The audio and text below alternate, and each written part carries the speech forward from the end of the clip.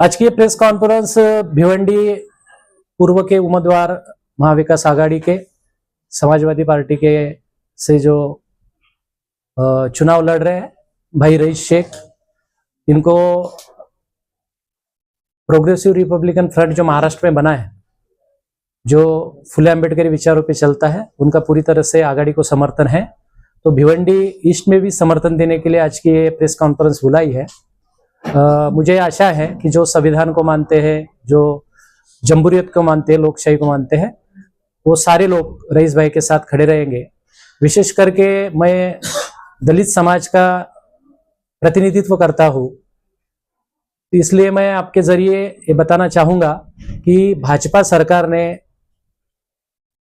यहाँ के दलितों के साथ और आदिवासियों के साथ उनके विकास में हमेशा बाधा लाने का काम किया है।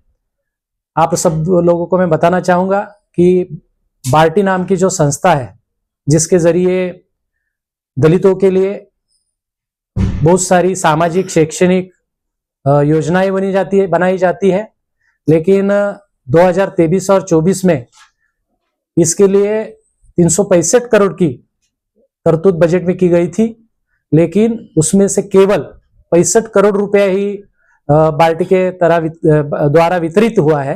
तो इसके लिए बहुत सारे दलित स्टूडेंट एक तो अपनी पढ़ाई छोड़ रहे हैं, पढ़ाई नहीं कर पा रहे, जो पीएचडी करते हैं उनको फेलोशिप देने की प्रावधान इसमें है, उसके लिए भी पैसा नहीं दिया जा रहा है। और जो दलितों के विकास के लिए जो आर्थिक तरतूद थी, उसमें से 108 करोड़ रुपया यहाँ के भाजपा की गवर्नमेंट ने इतरत्र उसका वितरण किया है। तो एक तरह का एक आर्थिक चोट पहुंचाने का काम और विकास में बाधा डालने का काम दलितों का भाजपा के गवर्नमेंट ने किया है। आज हम देखते हैं कि दलित बच्चे जो अच्छी पढ़ाई कर रहे थे, उनको जाति के प्रमाण पत्र जल्द नहीं मिल रहे, इसके लिए भी एजुकेशन नहीं ले पा रहे हैं। बहुत सारे वसति गृह थे, वो बंद पड़े हैं, वहां भी कोई फंड की व्यवस्था नहीं है। तो बहुत सारे बच्चे आज एजुकेशन नहीं ले पा रहे, सबसे बड़ा मुद्दा है। आरक्षण में इन्होंने दो समाज को बांटने का काम किया है। यहाँ का जो मातंग समाज है बड़ी तादाद में, और जो यहाँ का महार समाज जो बाद में बौद्ध धर्मीय बन गया है, उसको बांटने का काम किया है। लेकिन मैं भाजपा गवर्नमेंट की इस जो षड्यंत्र है उसको मैं उजागर करना चाहता हूँ कि 2003 में लहूजी उस्ताद, जिन्होंने ब्रिटिशों के साथ बहुत बड़ा संघर्ष किया था और मातंग समाज और दलित समाज के जो आदर्श रहे हैं, उनके नाम पे मातंग समाज की सामाजिक परिस्थिति क्या है, शैक्षणिक परिस्थिति क्या है, वो किस तरह से रहते हैं, उनके लिए क्या क्या योजनाएं बनानी चाहिए, इसके लिए एक आयोग गठित किया गया था, जिसकी रिपोर्ट 2008 में गवर्नमेंट को सौंपी गई थी। अगर भाजपा गवर्नमेंट को बहुत कुछ करना था मातंग समाज के लिए, तो उसकी वो इम्प्लीमेंटेशन कर सकते, उसके बारे में एक योजनाबद्ध कार्यक्रम तय कर सकते थे। लेकिन इसी तरह का कोई काम नहीं किया, बल्कि जो हमेशा भाजपा की दोगला रणनीति रही है कि जाति जाति में बांटा जाए, धर्म धर्म में बांटा जाए, तो अभी दो जाति में संघर्ष लगाने का काम भाजपा गवर्नमेंट कर रही है। लेकिन हमारा जो जैविक नाता है मातंग समाज और बौद्ध समाज का, हम टूटने नहीं देंगे और हमारे विकास के लिए, हमारे एजुकेशन के लिए हम संघर्ष करते रहेंगे। मुझे इस बात की खुशी है कि पिछले 5 सालों में भिवंडी में रईस शेख द्वारा जो विकास के काम हुए हैं, चाहे वो किसी भी जाति धर्म के लोग हो, उनके मुद्दे उन्होंने हमेशा उठाए हैं। चाहे वो जातीय अत्याचार हो, हमने देखा कि संकेत भोसले को जिस शिवसेना के एकनाथ शिंदे गढ़ के जिस शहराध्यक्ष ने उसकी निर्गुण हत्या की थी, उसको भी एक तरह का कॉम्पेंसेशन मिले, उसको जस्टिस मिले, इसके लिए उन्होंने विधानसभा में आवाज उठाने वाले पहले आमदार है। तो वो सारी बातें यहाँ के दलित वर्ग को याद है। मुझे लगता है कि रईस शेख जी ने जो मुस्लिम समाज के लिए उनका सोशल और इको सर्वे होना चाहिए, इसके लिए जो बात उठाई तो उसको कायदे के तहत लाना चाहिए। दूसरी एक बात मैं बताना चाहता हूँ कि जो दलितों के लिए विशेष करके जो फंड का अरेंजमेंट होता है, जो प्रोविजन होती है, तो प्रोविजन में मुझे लगता है कि आगे चल के वो मुद्दा उठाएंगे कि उसके लिए एक सेपरेट एक्ट बनना चाहिए, जैसा तेलंगाना में बना, कर्नाटक में बना, राजस्थान में बना, कि आप दलितों के बजट की जो प्रोविजन करते हो वो किसी और जगह आप उसको खर्चा नहीं कर सकते या ट्रांसफर नहीं कर सकते, इस तरह का कायदा होना चाहिए। तो उसके लिए भी वो आवाज उठाएंगे। तो मुझे लगता है कि सभी जाति धर्म को, सभी भाषाओं को, नेताओं को, कार्यकर्ताओं को, जनता को लेके चलने वाले रईस शेख साहब हैं।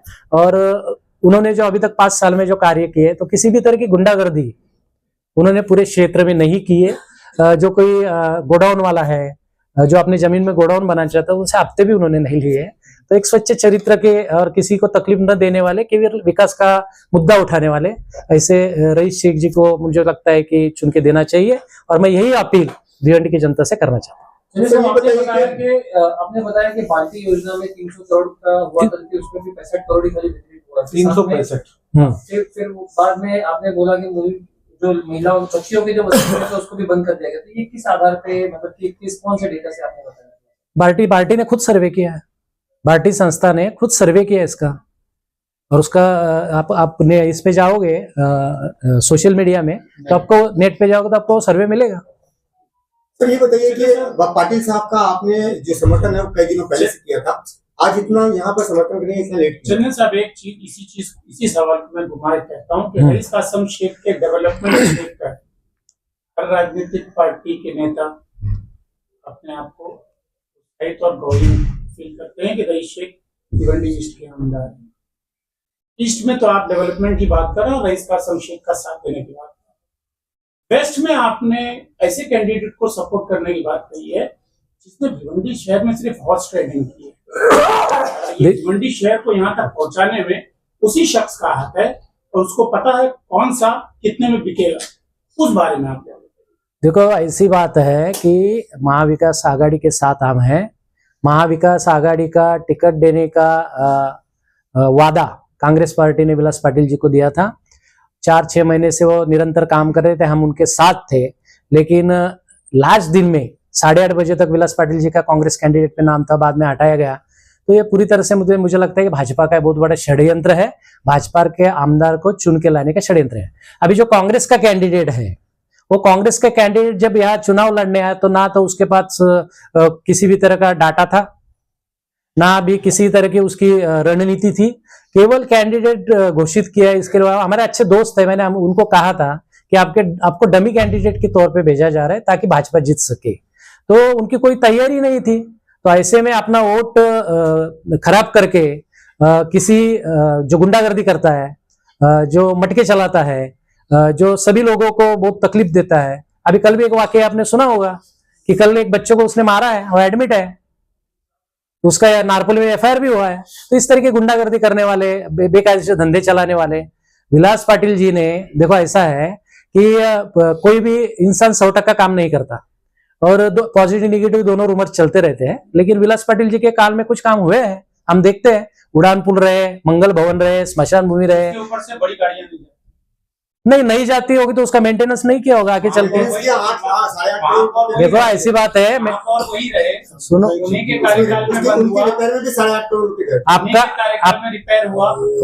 आपका कहना सही है, लेकिन मुझे लगता है कोई चीज अगर एक अच्छा स्कूल रईस भाई ने बनाया, उसको मेंटेन करने का काम कौन करते हैं? उसकी जो प्राधिकरण रहता है, उसकी जो अथॉरिटी रहती है वो करती है। पीडब्ल्यूडी को जिस तरह का उसका ख्याल रखना चाहता उन्होंने नहीं किया। आगे चल के प्रशासक आया, और भाजपा की ये साजिश रही है कि जब भी कोई उनके विरोध में कोई कैंडिडेट चुन के आता है, महापौर बनता है, काम करते, तो वो प्रशासक लगा देते हैं। हर ग्राम पंचायत में, हर महानगर पालिका में देखो।